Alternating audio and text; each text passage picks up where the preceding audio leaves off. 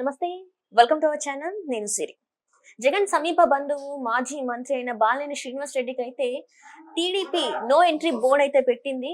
అయితే అందులోకి ఎందుకు సడన్ గా తను పార్టీ మారాలనుకుంటున్నారు ఏంటి అనేది మనకి వివరించడానికి మనతో పాటు ఉన్నారు ప్రముఖ సీనియర్ జర్నలిస్ట్ డివిఎస్ గారు. నమస్కారం సార్. నమస్తే.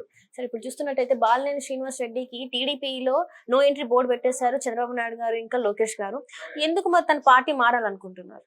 బాలినేని శ్రీనివాస్ రెడ్డి ఇక రాజకీయ జీవితం ముగిసిందా? ఎందుకంటే అటు వైసీపీలో ఉండలేడు, ఇటు వేరే పార్టీల్లో చేర్చుకోవడానికి వాళ్ళు సిద్ధంగా లేరు. అనేక తలుపులు తట్టాడు. ఏది బీజేపీలో చేరాలని చూశాడు, తర్వాత జనసేన తలుపు తట్టాడు, తెలుగుదేశం తలుపులు తట్టిన దీంట్లో ఆయన గతం నుంచి కూడా ఒక డిఫరెంట్ పొలిటీషియన్.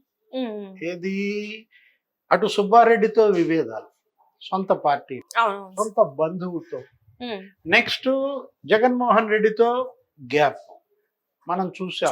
ఒక పెద్ద యుద్ధమే నడిచింది గత 5 ఏళ్లలో. ఇప్పుడు సొంత బంధువు జగన్మోహన్ రెడ్డికే తలనొప్పైన పరిస్థితి, ఆయన పైన అనేక వివాదాలు, భూ కుంభకోణాలు, మైనింగ్ మాఫియా, తర్వాత గ్యాంబ్లింగ్, ఏది ఆయన శ్రీలంక పేకాటలు, తర్వాత క్యాసినో, చీకోటి ప్రవీణ్ తో ఆయన సంబంధాలు. అఫ్ కోర్స్ నాకు ఆయనకి సంబంధం లేదని ఈయన ఖండించవచ్చు, కానీ నిపులేందే అదనే ఉద్దేశమే కదా. ఇప్పుడు మీడియాలో ఎందుకు వచ్చాయి కథనాలు? పెద్ద ల్యాండ్ స్కామ్స్, ఏది అక్కడ పెద్ద ఎత్తున భూ కుంభకోణాలు ఒంగోలులో జరిగిన పరిస్థితి, వాళ్ళందరికీ ఏదో పట్టాలు ఇప్పించారని ఆ పట్టాకింతని వసూలు చేయటం, తర్వాత ఆ పట్టాలని ఇస్తేనే నేను కంటెస్ట్ చేస్తానని బేరం పెట్టడం, 200 కోట్ల రూపాయలు తనకి అభివృద్ధి నిధులు ఇస్తేనే మళ్ళీ నేను కంటెస్ట్ చేస్తానని. అంటే జగన్మోహన్ రెడ్డి ఇప్పటివరకు మనకు తెలిసింది అందరినీ ఆయన బ్లాక్మెయిల్ చేస్తాడు. అలాంటి జగన్మోహన్ రెడ్డినే బ్లాక్మెయిల్ చేసే బంధువా బాలినేని? చివరికి అతని బ్లాక్మెయిలింగ్ కి జగన్మోహన్ రెడ్డి తల వంచి ఇచ్చేసారు, ఆ డబ్బులు రిలీజ్ చేశారు. ధనంజయ రెడ్డితో పేచి అతను ఇవ్వనని మొత్తానికి ఎలక్షన్కి ముందు రిలీజ్ చేయటము, నామినేషన్ వేయడము, కాకపోతే చిత్తుగా ఓడిపోయారు. 5 ఏళ్ళు శాసనసభ్యుడిగా పనిచేశాడు, 5 టర్ములు అన్నమాట. ఎవరు? బాలినేని శ్రీనివాస్ రెడ్డి మాజీ మంత్రి. కానీ ఎందుకు ఇంత పరిస్థితి వచ్చింది? రాజకీయ జీవితమే సమాప్తమయ్యే పరిస్థితుల్లో కొడుకుని తీసుకొచ్చాడు, కొడుక్కి టికెట్ ఇప్పించాలని చూశాడు, అతనే కంటెస్ట్ చేస్తే ఇస్తానని జగన్మోహన్ రెడ్డి అనడం. అంటే ఇదే లాస్ట్ టైం, ఇంకా దీని తర్వాత రాజకీయాల్లో ఉండను అని కూడా తను చెప్పినట్టు ఉంది కదా సార్, గతంలో తను చెప్పాడు. ఇప్పుడు చెరపుకురా చెడేవు, చేతులారా చేసుకున్నదే ఇదంతా కూడా. ఇప్పుడు అందరితో సఖ్యతే, కానీ ఎవరితోనూ సత్సంబంధాలు లేని పరిస్థితి. వాసు అంటే అందరూ స్నేహంగా ఉన్నారు, కానీ కొరుకుడు పడని కొయ్యగా మారాడు. ఇప్పుడు అక్కడ ఉన్నటువంటి ఆ వైశ్యుడు సుబ్బారావు, అదొక వివాదం.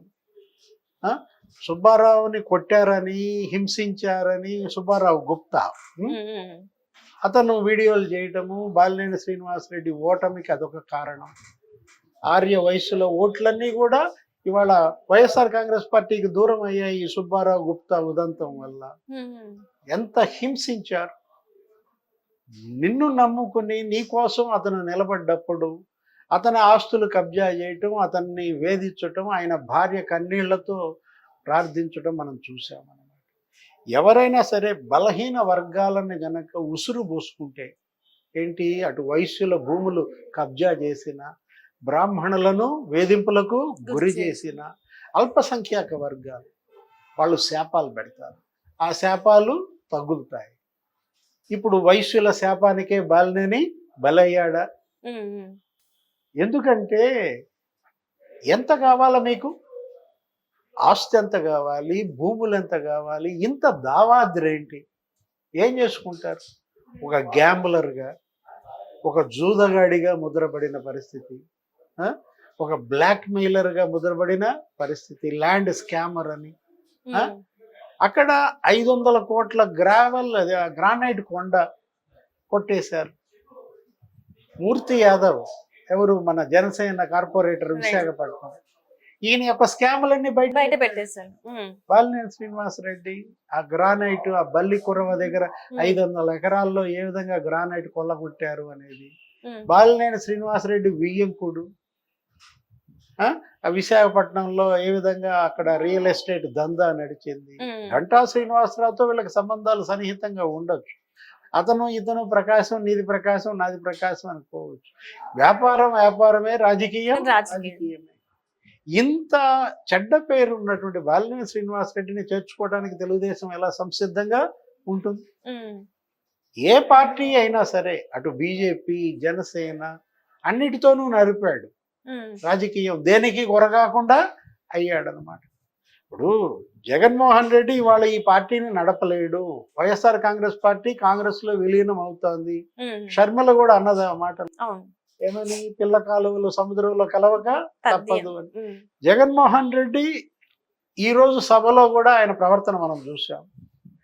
ఇక భవిష్యత్తులో అతను సభకు వచ్చే అవకాశం లేదు.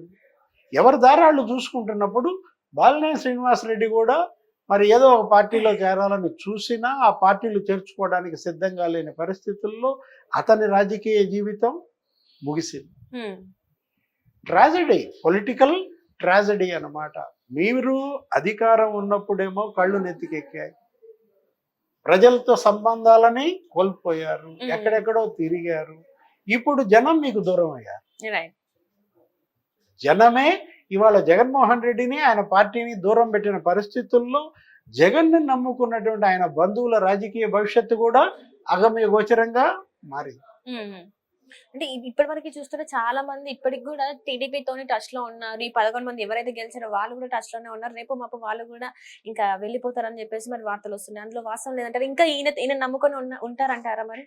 ఇప్పుడు ఇవాళ ఏంటంటే ప్రతిపక్షంగా పార్టీ నడపలేరు, అధికార పార్టీలో చేరిపోవాలా. ఎందుకంటే వీళ్ళ అవినీతి కుంభకోణాలన్నిటికీ ఒక రక్షణ కావాలా. రేపొద్దున వీటన్నిటిపైన ఎంక్వైరీ జరిగితే, ఇప్పుడు మూర్తి యాదవ్ డిమాండ్ చేశాడు, ఆ బల్లి కురవ 500 ఎకరాల గ్రానైట్ కుంభకోణం మీద సిబిఐ, ఈడీ ఎంక్వైరీ జరిపించమని ఆయన డిమాండ్ చేశాడు. రేపొద్దున ఎంక్వైరీయే కనుక జరిగినట్లయితే మరి అందులో ఉన్నటువంటి వాస్తవాలన్నీ బయటకు వస్తే జైలుకి వెళ్లాల్సిన పరిస్థితి.